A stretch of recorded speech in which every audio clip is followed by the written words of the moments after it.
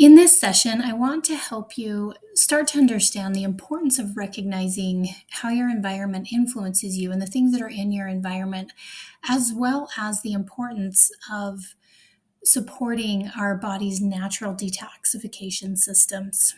We're going to explore the intricate relationship between our genetic makeup, our environment, and the impact of toxins on our health.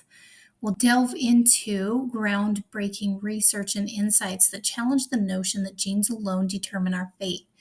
Let's navigate through key concepts and findings to gain a deeper understanding of how our bodies truly function.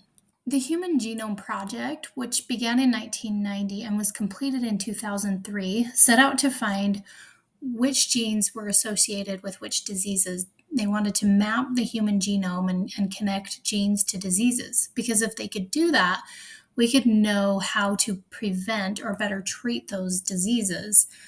But as the project progressed, researchers realized that the relationship between genes and disease outcomes is far more complex than a simple mapping of those genes to diseases. A revelation that actually didn't stop the media from running with this catchy idea of genetic determinism, the notion that our genes call all the shots, because a headline like that is going to grab attention. But the truth is, your genes do not determine your fate. In fact, it's estimated that 90 to 95% or more of your genes are controllable. You may carry a gene, but that gene being turned on depends on the environment that it is in. So, if you are exposed to the same things that your mother was, you eat the same way, you have the same thinking processes, then yeah, you may risk having some of the same health outcomes your mother did. And they could be good or bad. But, being aware of your genetic predispositions can be helpful because you can know how to prevent them through your environment. But while the Human Genome Project significantly advanced our understanding of genetics, the relationship between genes and disease outcomes is much more intricate and involves a broader range of factors beyond the simple count of genes. There is a term called the exposome. And the exposome includes our diet, our lifestyle, our behaviors, and how our bodies respond to challenges. The Human Genome Project actually led to both the Human Microbiome Project and the Human Exposome Project, which is ongoing. The Human Microbiome Project ran from 2007 to 2016. These are being researched because of how much these factor into our genetic expression. Epigenetics is the study of how your behaviors in your environment, or basically that exposome, can cause changes that affect the way your genes work. Epigenetic changes do not change your DNA sequence, but they can change how your body reads a DNA sequence. It's said that your genetics loads the gun, environment pulls the trigger. So we can't blame our genes for our poor health. Epigenetics is a fascinating field that explores how these external factors can influence gene expression without actually altering the underlying DNA sequence. It's said that your genes are just a blueprint, and what matters is the engineer that's reading the blueprint and how that's being read, and the environment really influences that. So there's some amazing things that they've discovered about epigenetics in this field. One is that diet can impact epigenetic marks. So certain nutrients such as folate and other B vitamins are involved in the methylation of DNA. A balanced whole food diet can potentially influence gene expression patterns and contribute to overall health. And a lack of these vitamins can lead to poor health. Epigenetic changes can occur in response to experiences and environments, creating a form of memory within the body. This means that our lifestyle, our stress levels, and even diet leave an epigenetic mark on our genes, and our bodies remember that. It has a memory. and this can affect our health and even our behavior. It also bridges the gap. So, epigenetics bridges the gap between nature and nurture. It shows how our genetic predispositions interact with environmental factors to shape our traits and our health outcomes. In the field of cancer, epigenetic changes play a significant role in cancer development. So, aberrant epigenetic modifications can lead to the activation or inactivations of certain genes that regulate cell growth and division, contributing to tumor formation. Epigenetic modifications play a role in the aging process, so the accumulation of these epigenetic changes over time can really contribute to age related diseases and declining health. Environmental factors such as toxins, pollution, and stress can lead to epigenetic modifications. And these changes may affect not only the exposed individuals, but also their offspring. These can be passed down. And this highlights the importance of knowing what's in your environment and really paying attention to having a healthy environment. There's also this transgenerational inheritance. So some epigenetic modifications can be passed down from one generation to the next. And this means that traits acquired by an individual due to environmental factors might influence the health and characteristics of their descendants. Epigenetic changes can influence behavior and our mental health, especially traumatic experiences. For example, they leave epigenetic marks that affect how genes related to stress response are expressed. So, some very, very interesting science still coming out, research that's still coming out around this field of epigenetics. The good news is that these changes or these epigenetic marks that may be harmful or turn on certain genes that lead to disease, they are reversible through lifestyle shifts. I do realize that behavior change can be difficult, especially when we are raised in a certain environment. Those are some of those maybe epigenetic factors that are handed down as some of the behaviors. And it's very difficult to change lifelong habits, but it is possible. Our environment, behaviors, emotions, and thoughts all influence how our genes are interpreted. So, understanding this, it's important to understand and know what's in your environment. Are we toxic? So, toxins are substances that can cause harm to cells, tissues, organs, or the entire organism by interfering with normal biological processes. We are exposed to dozens, if not hundreds, of toxins a day that have a negative effect on our health. But it really hasn't always been this way. Chemical production really took off in the 1930s and 40s, and we went from 1 million tons of production per year to 400 million tons per year by 2001. The Chemical Abstract Service is a division of the American Chemical Society, and they have a registry called the CAS Registry or the CAS Substance Collection, the CAS. And they're considered the premier source relied upon by scientists, manufacturers, regulators, and data scientists worldwide to get accurate information on chemical substances. There are 200,000 chemicals added to this database every single week. There are organizations and governments that are researching how these chemicals influence health, but I don't know that they can keep up with 200,000 per week. In the past, it was mistakenly believed that small amounts had no effect on the body. And most studies, if some of these companies happen to do studies on their toxins and if they cause harm, they usually look at one-time short-term exposures. And they rarely test for toxins in combination with others or the effects of daily exposure, even in small amounts, long term. Usually, these are short term studies. Not very often, if ever, has there been a long term study on certain chemicals and toxins. So the question is, do we need to detox? My definition of detox is just basically supporting the liver in what it's meant to do naturally, but today its job is a lot harder. And so, because the question is, isn't detoxification something that my body does naturally? Yes, our bodies are quite resilient. However, we are being exposed to more toxins today than in recorded history.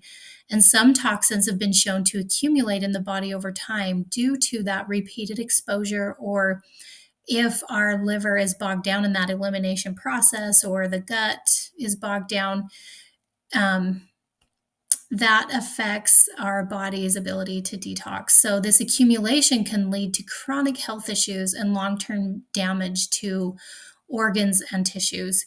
Nutrient deficiencies, which a large part of the population is probably nutrient deficient, and that can inhibit our body's ability to detox because these processes rely on a variety of nutrients to function properly. And when these nutrients are lacking, then the body's detoxification pathways may become compromised. So, a balanced and nutrient rich diet is essential for supporting the body's detoxification pathways. Adequate intake of vitamins, minerals, amino acids, and antioxidants ensures that these pathways function optimally and helps prevent the accumulation of harmful substances that can lead to health issues. While not a nutrient, proper hydration is also crucial for detoxification because water helps flush toxins from the body through urine and sweat and even stool. Proper bowel movements require good hydration. So, dehydration can hinder the body's ability to eliminate toxins effectively. Though research is slow, or it's just they can't keep up with the amount of toxins being introduced, there are many health agencies warning us about the health risks associated with toxin exposure.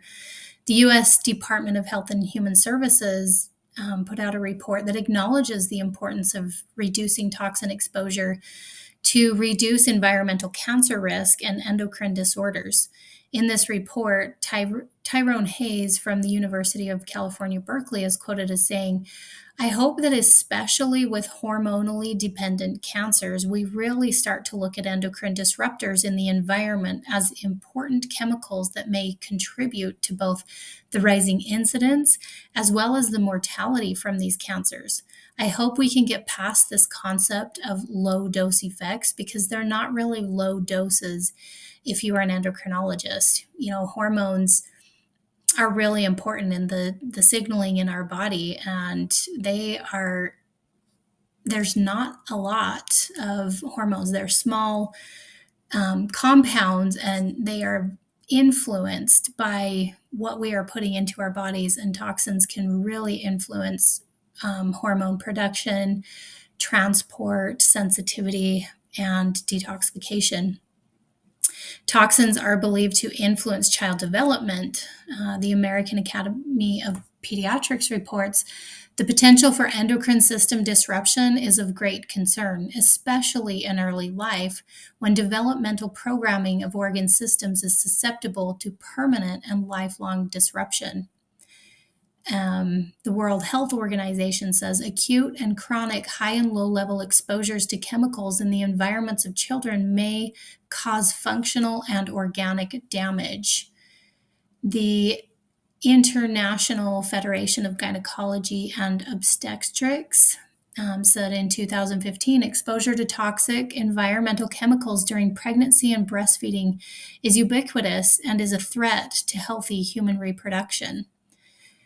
The international medical and scientific communities have called attention to these issues in these recent landmark reports, including a scientific statement from the Endocrine Society in 2009, which was updated in 2015 to this reflects this rapidly accumulating knowledge. A joint report from the World Health Organization and United Nations Environment Program in 2013, and some of the other statements that I read Chemicals of concern in development are bisphenols, which are used in the lining of metal cans to prevent corrosion, phthalates, which are esters of that are often used in adhesive, lubricants, plasticizers during manufacturing processes. There's non-persistent pesticides, which have been addressed in a previous policy statement, also from the American Academy of Pediatrics. Other chemicals of concern are artificial food colors, nitrates, nitrites. These are all things that have been studied that could be influencing human development. So, how do they actually cause damage in the body? Like, what is going on? And there are several different ways, and I won't dive too deep into this. And it can express differently in each person. They may have a direct effect on our cells, so influencing cellular function, but that is going to influence tissue because cells build tissue, which then influences our organs and then influences entire systems. So, for example, it can create immune dysfunction in some, causing inflammation. It can compromise nutrient absorption, cause endocrine disruption, neurological dysfunction, damage to the gut and the microbiome. So, this is why doing a detox or this just supporting the detoxification pathways is really addressing the root cause of some of your symptoms. If you are experiencing hormonal imbalances, it's not because your body is doing something wrong and there's some reason that you can't produce hormones and leading you to need hormone replacement therapy. Toxins have influenced that hormone production or the transport or cellular sensitivity to those hormones or detoxification. So hormones will build up in your body. But by supporting your body's ability to detox and by healing your gut, your hormones may fall back into balance naturally. Toxins or toxin exposure may cause different symptoms in different individuals. One person might get a headache from something like a scented candle, a sign that the materials in the candle are affecting you, while others don't have any symptoms at all. Though that candle might not give you a headache, it could still be causing some issues that have a downstream effect on your health and other areas of your body. This is probably one reason that mainstream medicine ignores toxins' influence on health. It's um, difficult to track because symptoms can vary quite a bit. It's also too difficult to test to know someone's total toxic body burden because in studies it's been found that toxins store in different areas of the body. So there's toxins in the blood, urine, hair, sweat, and stool tests, but you're not always going to find every toxin in the tested blood, urine, sweat, or stool. So toxins have also been found in breast milk and cord blood. This just makes it so difficult to determine one's total toxic body burden.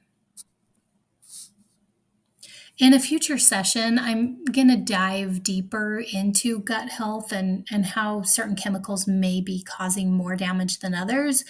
And I'm going to show you exactly what's happening in the gut. But just briefly in this session, one of those toxins is glyphosate. So, glyphosate is the active ingredient in Roundup. We spray 300 million pounds of glyphosate into American soil annually. Worldwide, over 4 billion pounds of glyphosate is used, and it's poisoning our soils and water systems. So in 1996, this is when GMOs were created and we began using genetically modified crops. And one type of GMO crop was modified to handle glyphosate. That allowed us to start directly spraying our food chain with this chemical, which had never occurred in the past. This really could be considered a disaster in an ecosystem like Earth because glyphosate is water soluble. The earth is 70% water. Our biology, our bodies are about 70% water. Plants are 70% water. So, because it's a water soluble toxin, this means that when we spray it onto the fields, it's not staying there. It's not, getting washed off by the rain and staying in the soil. It is going to um, enter the plants that we eat. It's drawn up in the water structure of that plant from the soil. They found that 75% of the rain that falls on us is contaminated with glyphosate. You will find this glyphosate in our water sources because it washes and stays in the water.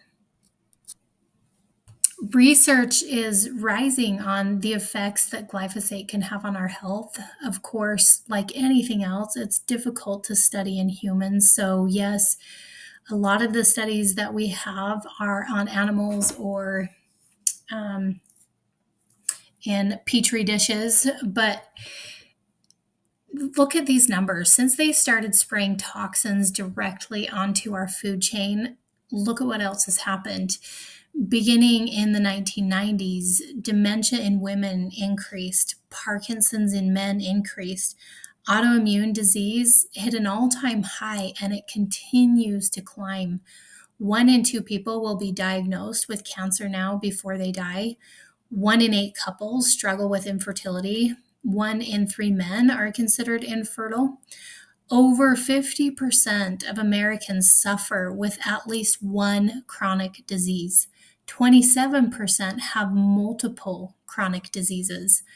50% of US children will suffer with some form of chronic disease by the age of 17. The CDC defines chronic illnesses as conditions that last 1 year or more and require ongoing medical attention or limit activities of daily living, or both. 1 in 14 kids in the US had a developmental disorder in 2016. 1 in 36 children, that is 1 in 28 boys, had an autism disorder in 2016. For context, it was 1 in 5,000 in the 1970s. So, and all of this data comes from the CDC. So, are we toxic? I mean, the answer is it sure looks like it. Now, there are those that argue that we are not, or that our bodies can handle it, but the evidence is gathering so quickly that supports the notion that we are. We often don't pay attention to our health until it begins to fail. Our bodies are amazing. I absolutely believe that. They are amazing at withstanding stress and adapting to new things, but toxins are being introduced at a rate that we are less able to adapt. And our current health status is a sign of this. Maybe our kids suffering from chronic diseases might be the thing that wakes us up. So the gut and liver naturally work to protect us from and remove toxins and even metabolic compounds, because there are things that our body produces through metabolic processes that can be considered toxic, but our gut and liver package these things to remove them from our body, and so they don't cause us harm. However, when incoming toxins exceeds the liver's ability to remove them, or our gut is not functioning well, this can be known as toxic body burden. And you'll start to see symptoms, or your health may begin to decline. Headaches might be noticed first, joint pain, skin problems, acne, and the list goes on until we reach a point where we might be diagnosed with a chronic disease. The liver is really, really important because it assimilates and packages nutrients for use while detoxifying hundreds of chemicals in 2 phases in a process called biotransformation. And optimal biotransformation depends on a healthy liver, the liver needs so many nutrients to have this optimal biotransformation. Toxic compounds are fat soluble and stored in the fat to protect you, as they serve as a type of insulation from the toxic effects of these compounds. An overburdened liver and a high total toxic body burden can actually prevent you from like losing weight, because reducing fat will release these toxins and could make you really sick. So, this is why it is important to intentionally support these pathways through a focused detoxification process, and supporting the gut, a healthy gut and liver. Just to recap, in this session, we've discussed the intricate relationship between our genetic makeup, the environment, and the impact of toxins on our health, really challenging the idea that genes are what determines our fate. We've talked about the Human Genome Project's revelations that include the exposome influence on our genes, and discovered the dynamic interplay between behavior and genes through epigenetics. Our body's defense against toxins, led by the liver and gut, highlights the resilience and vulnerability of our detoxification mechanisms, and introduce the complexity of health as a product of choices, awareness, and the interplay of many diverse factors. So, armed with knowledge, I hope we can step forward empowered to navigate the intricate web of our biological existence towards a path of well being and vitality.